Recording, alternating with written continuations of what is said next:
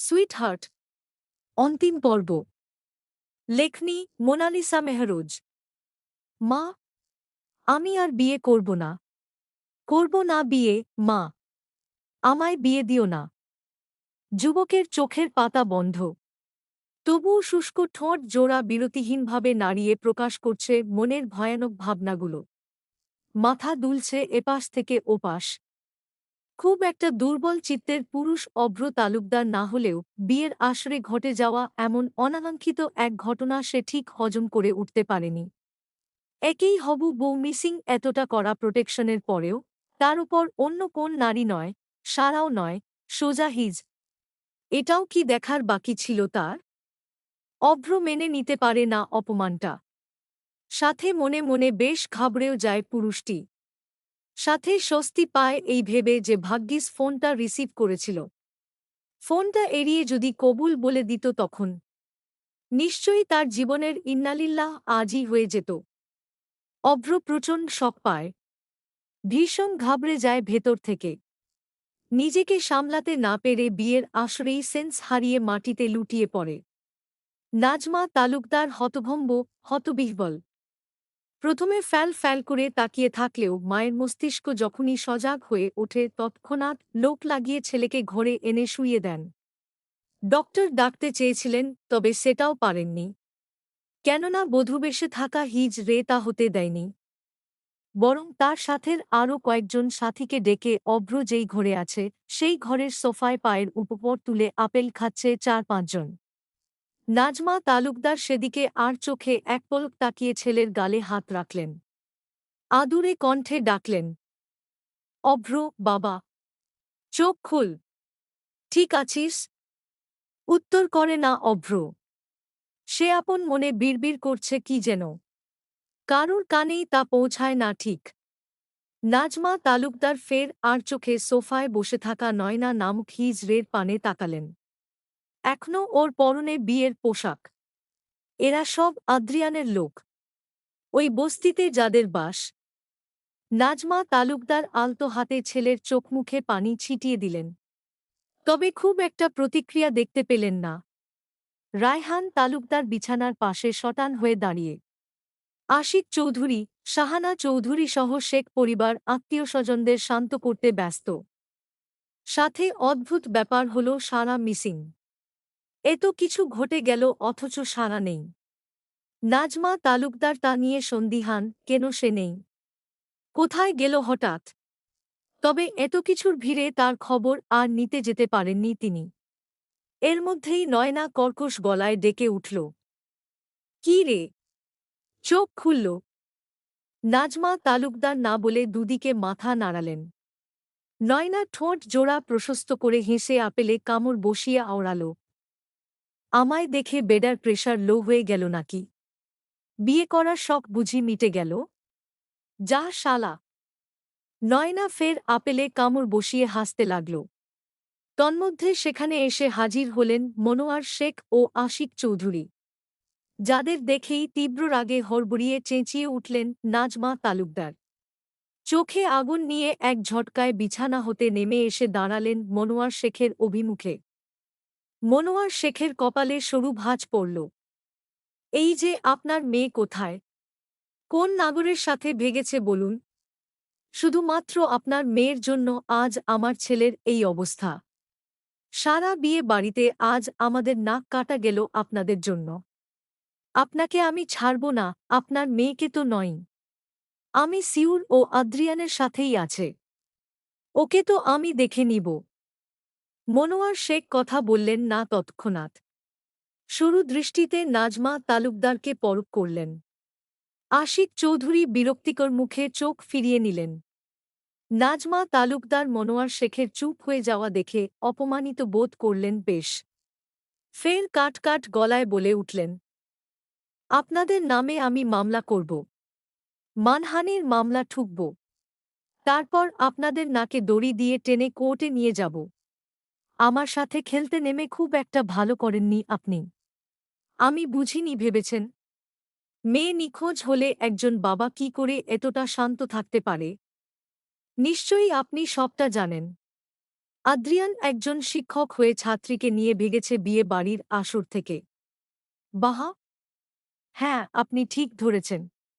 আমি সবটা জানি। নাজমা তালুকদারের কণ্ঠ থেমে গেল। অবিশ্বাস্য নয়নে তিনি তাকালেন মনোয়ার শেখের পানে। তার সন্দেহ হয়েছিল বিয়ের আসরেই। তবে তা এভাবে এত সাবলীলভাবে মনোয়ার শেখ স্বীকার করবেন না তিনি ভাবেননি। আঙুল ধীরে ধীরে নিচে নেমে গেল। কণ্ঠ খানিকটা নুইয়ে শক্ত করে আওড়ালেন। তাহলে আপনি সত্যিই সবটা জানতেন? মনোয়ার শেখ গা ছাড়া ভাব নিয়ে উত্তর করলেন। হ্যাঁ, জানতাম। আর আমি এটাও জানি আমার মেয়ে এখন কোথায় কার সাথে আছে। শুরু থেকে সবটা জানি আমি। আপনি ঠিকই ধরেছেন। আমার মেয়ে আদ্রিয়ানের কাছেই আছে। ওর ভার্সিটির প্রফেসরের কাছে। মনোয়ার শেখ আর চোখে আশিক চৌধুরীর পানে তাকালেন। আশিক চৌধুরী তখন ঠোঁট জোড়া প্রশস্ত করে হাসলেন। আপনি আমাদের এভাবে ঠকালেন? উহু, আমরা আপনাদের ঠকাইনি। বরং আমরা আপনাদের মাছেলেকে প্রতিরোধ করেছি। যেই খেলায় আপনি আমার মেয়েকে গুটি ভেবেছেন সেই খেলার চাল বদলে দিয়েছি। কি? অবাক হচ্ছেন? শুকনো ঢোক গিললেন নাজমা তালুকদার। তার মানে মনোয়ার শেখ শুরু থেকে সবটা জানতেন। এটাও জানতেন মেহরিনকে কেন তিনি ঘরের বউ করতে চাইছিলেন। আর জানতেন বলেই এত নিখুঁত একটা খেলা তারা খেলেছে। নাজমা তালুকদার এটাও বুঝলেন অভ্রের ভাড়া করা লোকগুলো দল বদলেছে। নইলে বউ বদল কোন কালেই সম্ভব হতো না। আপনি বললেন না আপনি আমাদের নামে মানহানির মামলা ঠুকবেন। নাজমা তালুকদার নিজের ভাবনা থেকে বেরিয়ে তাকালেন মনোয়ার শেখের পানে। মনোয়ার শেখ মৃদু হেসে ফের বললেন, তাহলে যান, মামলা করে আসুন। আর আমিও দেখি এই মামলা কতটা খাটে। আমার মেয়েকে গুটি হিসেবে ব্যবহার করার অপরাধে আপনাকে কি সাজা দেওয়া যায় সেটা আমিও দেখি। থ্রেট করছেন আমাকে? নাজমা, গলা নামিয়ে কথা বল। ভাইয়ের কথায় দাঁতে দাঁত চাপলেন নাজমা তালুকদার। আশিক চৌধুরী দুপা এগিয়ে এলেন। গম্ভীর গলায় আওড়ালেন, পুরো রিসোর্ট বস্তির লোকেদের দিয়ে ভরে গেছে। শুনতে পাচ্ছিস ওদের আওয়াজ? তোকে সামনে পেলে না জ্যান্ত পুঁতে। ভাই! অবিশ্বাস্য নয়নে ভাইয়ের পানে তাকিয়ে অস্ফুটে স্বরে ডেকে উঠলেন তিনি। কানে ভেসে এলো চেঁচামেচির গাঢ় আওয়াজ। বুকটা কেমন শুকিয়ে এলো। আশিক চৌধুরী থামলেন না। ফের আওড়ালেন, একদম ঠিক বলছি। এতে আমিও কিচ্ছু করতে পারব না। হয় ওদের মুক্তি দে আর নয় নিজের ধ্বংস দেখ। গলা শুকিয়ে আসে নাজমা তালুকদারের। ঘাড় ঘুরিয়ে তাকান বিছানায় বালিশে হেলান দিয়ে তাদের পানে ফ্যাল ফ্যাল করে তাকিয়ে থাকা অভ্রের পানে। নাজমা তালুকদারের বুকটা কেঁপে ওঠে অজানা আশঙ্কায়। তিনি জানেন একসাথে এত লোকের মোকাবিলা করার ক্ষমতা তার নেই। এতে তার ছেলেও আঘাত পাবে। নাজমা ছেলের পান হতে চোখ ফিরিয়ে দ্রুত জানালার দিকে ছোটেন। কাচের জানালার ওপারে নজর ফেলে নিচে তাকাতেই শুকনো ঢোক গিলেন তিনি। পুরো বস্তিবাসী এখানে হাজির। তাদের চোখ তিনতলার ঠিক এই ঘরের পানে। যেই ঘরে আপাতত নাজমা তালুকদার ও তার ছেলে অবস্থান করছেন। নাজমার মানস্পটে ভেসে ওঠে ৭ বছর আগের সেই দৃশ্য। সেদিন আদ্রিয়ানকে তুলে এনেছিলেন তিনি লোক লাগিয়ে। ঠিক এই রিসোর্টে। সম্পত্তি হাতাতে চেষ্টা করেছিলেন। তবে শেষ অবধি তিনি তা করতে পারেননি। সেদিনও এই লোকগুলো কেমন ঢাল হয়ে বাঁচিয়েছিল আদ্রিয়ানকে। নাজমা তালুকদার ও তার ছেলে ঠিক এই লোকগুলোর ভয়ে রিসোর্টের পিছনের গেট দিয়ে পালিয়েছিলেন। আর আজ ফের একই দৃশ্য। হ্যাঁ, আমি নাটক করেছিলাম সারাকে বিয়ের করার। রিসোর্টে আমার অনেক লোক ছিল যারা সর্বদা অভ্রের পানে নজর রাখছিল। ওরা মাছেলে মিলে প্ল্যান করেছিল তোমায় খেলনা বানিয়ে ওই জমিটা দখল করার। আর একটা কথা কি জানো? ওই জমিটা ওরা পেয়ে গেলেও তোমায় কখনো আমার হাতে তুলে দিত না। কারণ তাদের প্রতিশোধ সেখানেই সমাপ্তি হতো না। তারা আমায় কষ্ট দিতে চায় তোমাকে হাতিয়ার করে। আর তাই আমার এত লুকোচুরি। তোমার বাবাকে সবটা আগেই বলেছিলাম। প্রমাণসহ সবটা দেখার পর তৎক্ষণাৎ তিনি সেই বিয়ে ভেঙে দিতে চান।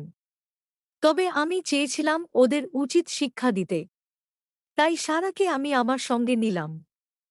সবশেষে রায়হান আঙ্কেল যখন তোমায় কিডন্যাপ করতে গেছিলেন, তখন তিনি ধরা খেয়েছিলেন ঠিকই। তবে সেই অবস্থায় সেখান থেকে তোমায় আমি তুলে আনি। অভ্রের সব লোককে আমি কিনে নিই।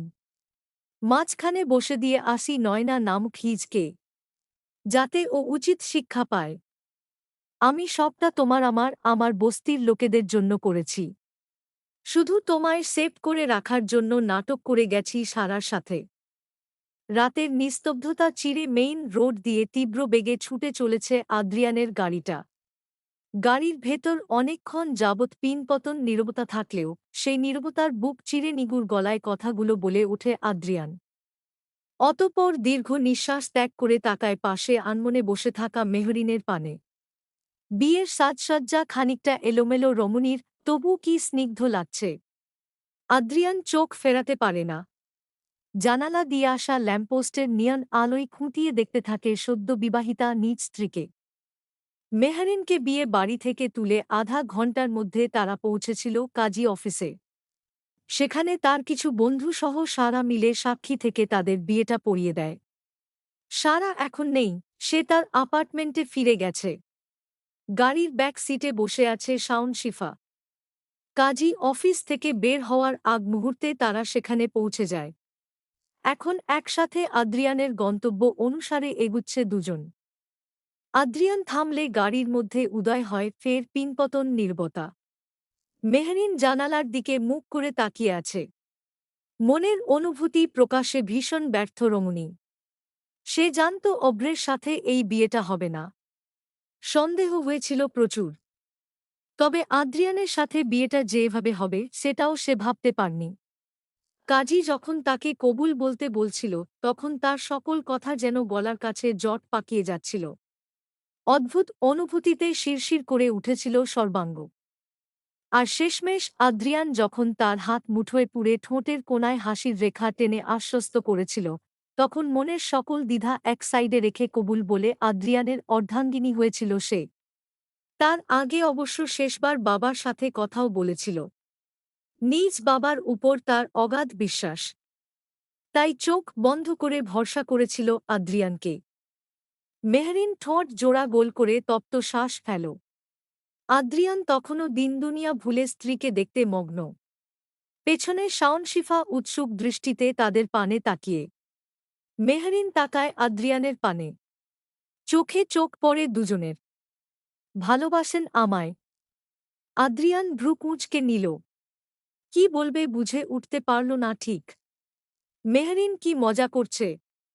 এত এত কথা, এত ঘটনা ঘটে যাওয়ার পর কি সে এটা বুঝতে পারেনি যে আদ্রিয়ান কেন এরকম খেলা খেলেছিল? তাকে ভালো না বাসলে থোড়ায় এত নাটক করত। মনে মনে বিরক্ত হলেও বাহিরে কুটিল হাসল আদ্রিয়ান। চোখজোড়া সরু করে তাকালো স্ত্রীর পানে। বাঁকা হেসে আওড়াল, প্রমাণ লাগবে? হ্যাঁ। মেহরিনের কাটকাট জবাব। আদ্রিয়ানের ঠোঁটের বাঁকা হাসি গাঢ় হল। পেছনে একবার তাকিয়ে শাওন শিফার উদ্দেশ্য আওড়াল, তোমরা এখন আমাকে কি ভাবো নিচ্ছ? প্রফেসর নাকি দুলাভাই? শিফা শাওন ভ্রু কুঁচকে একে অপরের পানে চাইল। মেহরিন নিজেও বুঝল না এ কথা কেন উঠল এখানে। তবে শিফা দমে গেল না। চোখ ফিরিয়ে বিরাট এক হাসি ফুটিয়ে আওড়াল, কি যে বলেন না! অফকোর্স দুলাভাই। ভার্সিটির কথা বাদ। এখন জাস্ট দুলাভাই। আদ্রিয়ানের ঠোঁটের হাসি গাঢ় হয়। দুষ্টুমি করে বলে, তাহলে তোমার বান্ধবীকে বলে দাও, ওর প্রমাণ বাসর ঘরে দিব। মুহূর্তেই লজ্জায় রাঙা হয় মেহরিনের পেলখানা। ঠোঁট কাঁপছে অনবরত। কেমন শিরশির করে উঠছে সর্বাঙ্গ। তবু মনের সকল লজ্জা আড়াল করে রেখে দাঁত কটমট করে তাকালো আদ্রিয়ানের পানে। আদ্রিয়ান তখনও ঠোঁট হাসছে সিটে গা এলিয়ে দিয়ে। শাওন শিফা প্রথমে ব্যাপারখানা বুঝতে না পারলেও যখনই বুঝল তখনই ঠোঁট চেপে হাসল। অসভ্য, নির্লজ্জ লোক। একজন প্রফেসর হয়ে ওদের এসব কথা বলতে লজ্জা লাগছে না? বেয়াদব! মেহরিনের শক্ত গলায় মুখটা মুহূর্তেই ইনোসেন্ট মার্কা করে ফেলল আদ্রিয়ান।